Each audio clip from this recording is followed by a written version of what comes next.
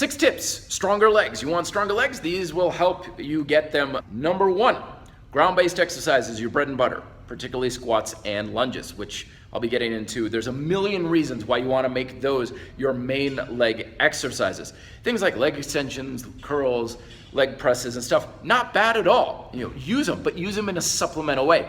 This stuff is what you want to spend like 80% of your time doing. It's going to give you your biggest rate of return, largely because that's what you're built for. Now, I know it doesn't feel like that's what you're built for, especially if you spent most of your life, sitting. And because we've got tight hips, sleepy hips, we don't know how to use our legs, the tension in our muscles very well. As a result, a lot of times when people squat down, they're like, there's a weird move, like it doesn't feel very natural. I get people all the time saying, narrow squats, they're not natural, they're not something. You should be able to squat as easily as you can walk. You just pop right down, no problem whatsoever. But of course, that's the exception these days, and it took me a while to get there myself. So the solution I have for you is squat every single day. Every single day, squat to some degree. It doesn't mean you have to have a bar on your back. Doesn't mean you even have to do a squat workout, but make squats part of something you do every day. Like you get up and you like stretch out and yawn and you squat. And you squat down when you're picking something up off the floor. You squat down if you need to like look under your car or something. Squatting is our natural way of lowering our body closer to the ground, and we need to make it more so these days because we've gotten out of the habit of it. Number 2, work like crazy on hip strength and stability. And the reason for this is because your hips kind of play a similar role to your legs as your shoulders to your upper body. Now, imagine if your shoulders are weak and unstable. How strong can your chest be? How strong can your arms be? How strong can your back be if you've got weak, unstable shoulders? And the answer is it won't, because all the tension in every part of your upper body's got to flow through here. Well, it's the same thing in your hips. You've got to have strong and stable hips, or else your lower body strength is going to be severely compromised.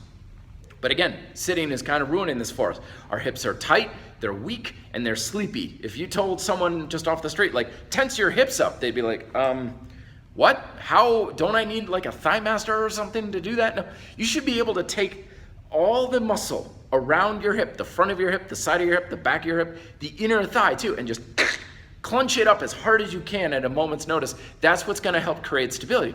But it takes practice now to make this happen. So in addition to squatting every day, practice hip tension every single day. You just do it standing. Anytime you're just standing there, like just tense it up. You don't have to move or anything. Also practice it with more weight on one leg versus the other, or standing on one leg. You're tying your shoes, pick up one leg, stabilize with the other one. Goes a long way at helping your leg strength.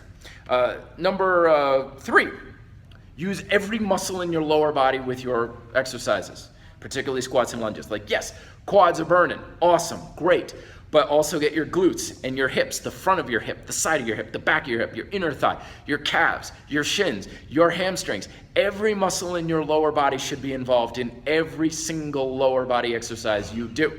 It doesn't have to be like squeezing super hard, burning like crazy. But you do want to incorporate these things to some degree because it improves your stability, it improves your tension control, takes stress out of your joints, improves performance, and makes your legs a hell of a lot stronger. And as I mentioned in my ab video, how do you put tension in a muscle? You put it there mentally, concentration. Remember, weights don't put tension into a muscle. They put resistance on a muscle, but it's not quite the same thing. If you want tension in a muscle, you've got to put it there through mental concentration, and that can take practice. Once you can get your muscles to turn on a lot better at your command, it's going to be way easier to get them a lot stronger. Let's see, number 4, breathe. One of the biggest reasons that holds people back from building much muscle and strength, especially in their legs, is breathing holds them back. They're breathing like this. They get down in a squat. And their breathing is so restrictive and tight, and as a result, at the end of a set or their leg workout, they're exhausted, but they're exhausted not because their leg muscles are tired, but just because they didn't have a lot of oxygen. So make sure you can hold your breath like a powerlifter. You go down, down, and exhale on the way up, but as long as you have some sort of breathing pattern that doesn't put you in like oxygen deprivation, you're gonna have a lot more time under tension for your legs, and that's going to help you get a lot stronger versus being inhibited by poor, tight breathing patterns. Number 6, I believe, have a routine. Practice your legs on a regular basis. There's a reason why that's an internet meme. It's not so much that people are skipping leg day. A lot of times images like that come up from not having a leg day at all. It's like, well, I do my legs when I feel like it, or when I have my energy, or whatever. That's not the strategy you want to have. It's so easy to bypass them and then have 2 or 3 weeks go by and you haven't really done anything for them. Plan it out. Say Tuesday, Thursday, leg day, boom, done, end of story. That's when I focus on it. Because that was the thing that made the big difference for me, is I had to tell myself, certain days, you focus on your legs whether you want to or not. And that's how I got nice and consistent in order to train my legs. And then finally, focus on range of motion. And don't worry too much about this idea of only squat to such a depth and so on. That's a powerlifting rule. That's, if you're in the sport of powerlifting, that's fine. But we're talking about general strength and leg health here. And basically, the rule is deeper is better. Ass to ankles.